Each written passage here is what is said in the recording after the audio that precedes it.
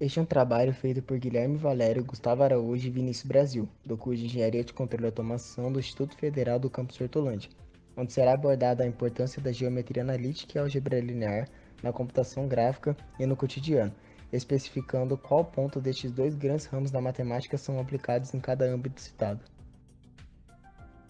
A geometria analítica e a álgebra linear são ramos da matemática que estudam a geometria plana e espacial por meio de processos algébricos e estudos espaços vetoriais ou espaços lineares, além de funções lineares que associam vetores entre dois espaços vetoriais, onde tudo serve como base para muitos ramos tecnológicos atuais do dia a dia. Sendo assim, devido à sua extrema importância, a geometria analítica e a álgebra linear participam de diversas áreas presentes na sociedade. Além disso, neste estudo, pretende explicar de que forma a geometria analítica e a álgebra linear estão presentes na computação gráfica, tal como integra-se em vários âmbitos da sociedade contemporânea. A geometria analítica e a álgebra linear é um dos ramos da matemática mais importantes atualmente, sendo aplicado em diversas áreas, como engenharia, computação e saúde. Com elas é possível resolver diversas questões atreladas a estas áreas, como na computação gráfica, onde é responsável na representação de um ser nas dimensões 2D e 3D. A geometria analítica e a álgebra linear permite deixar a representação mais dinâmica e fiel, onde na dinâmica otimiza o processamento de placas gráficas, deixando mais rápidas e eficientes. Já em fidelidade, cria maior imersão e realismo nas representações, como efeitos de luz, sombras e reflexos e movimentações em 2D e 3D. Portanto, sem esses dois ramos da matemática, não seria possível ter softwares CAD, filmes, simuladores e o aclamado universo gamer. Bom, para começar a falar sobre as aplicações da geometria analítica e álgebra linear na computação gráfica, podemos começar falando sobre a importância das noções primitivas da geometria para a computação gráfica, sendo elas pontos, retas e planos. Seguindo para as definições, podemos começar falando de pontos, onde pontos, por definição, podemos dizer que são uma posição no espaço, onde existe um número infinito de pontos em um determinado espaço, no qual cada ponto possui uma única e exclusiva localização. Também é importante citar que pontos não possuem tamanhos, pois são ditos serem infinitesimais. Isso significa dizer que não possuem um tamanho físico. Já se tratando de retas, podemos dizer que uma reta sim é definida por dois pontos.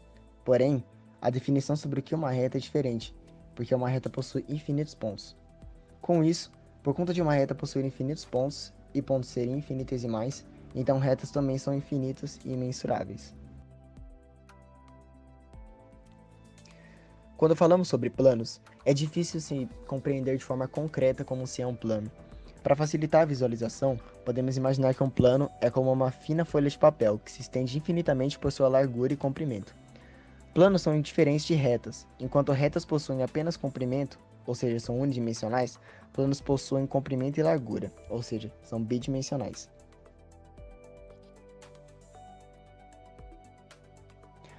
Bom, agora para juntar os conceitos de pontos, retas e planos, vamos definir o que são coordenadas cartesianas, que são muito importantes para a computação gráfica. As coordenadas cartesianas são definidas pelo eixo x, que define as distâncias horizontais, e pelo eixo y, que define as distâncias verticais, onde estes são retas que se cruzam no ponto 00, chamado de origem.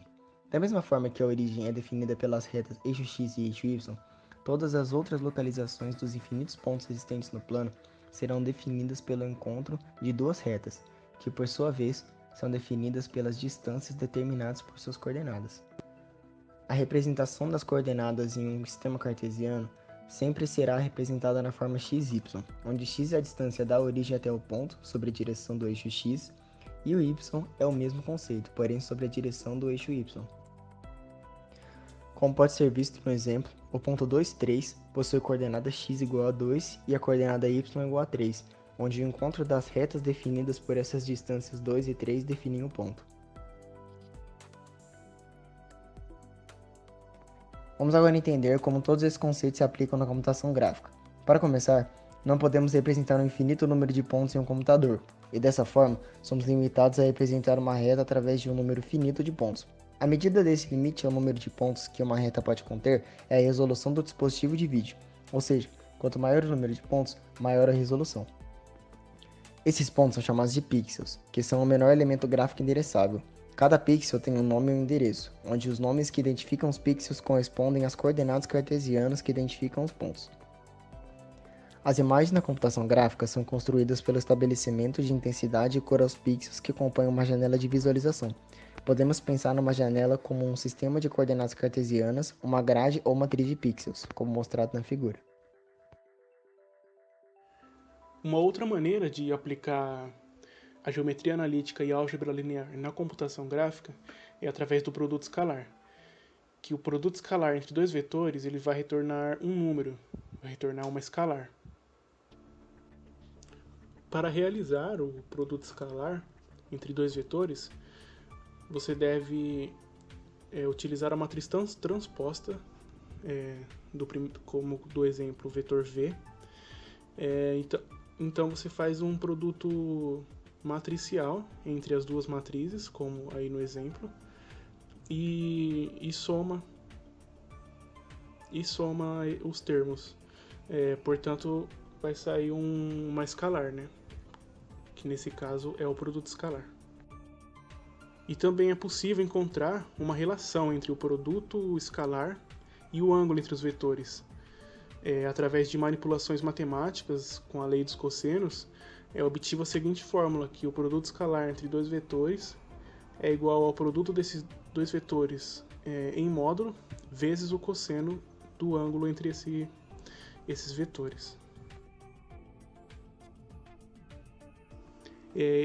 Nesse caso da fórmula do cosseno, será de bastante utilização no exemplo que será dado a respeito da iluminação na computação gráfica.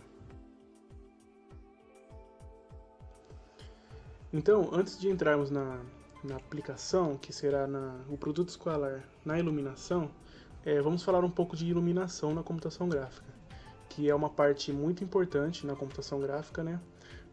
E existem vários modelos de iluminação. Só que nesse caso, no exemplo que eu vou dar, o melhor modelo para visualizar o produto escalar será com o modelo de iluminação com luz pontual, que consiste basicamente nas lâmpadas que a gente vê hoje, assim, por exemplo, que leva em conta os objetos mais distantes terão menos iluminação e se estiver mais perto da lâmpada será mais iluminado.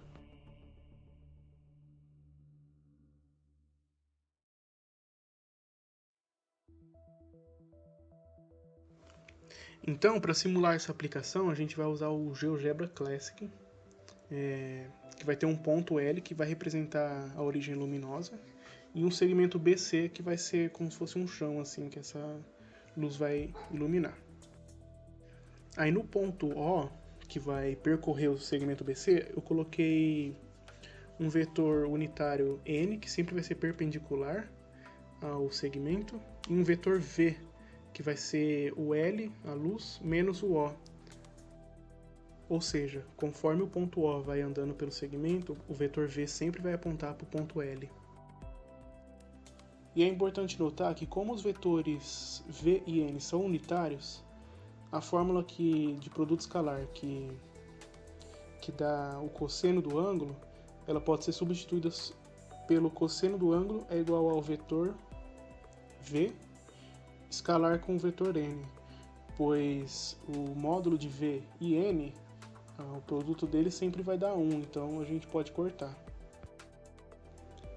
Assim, se o ângulo entre os vetores forem zero, ou seja, eles estiverem um em cima do outro assim, sobreposto, o produto escalar ele vai ser 1. E quando a gente aumenta o ângulo entre eles, o produto escalar ele vai tender a zero. Então, aqui nas configurações é só a gente colocar o valor do cosseno mesmo, que nessas configurações vai funcionar assim. Se eu colocar 1 para o vermelho, ele vai ter o vermelho máximo.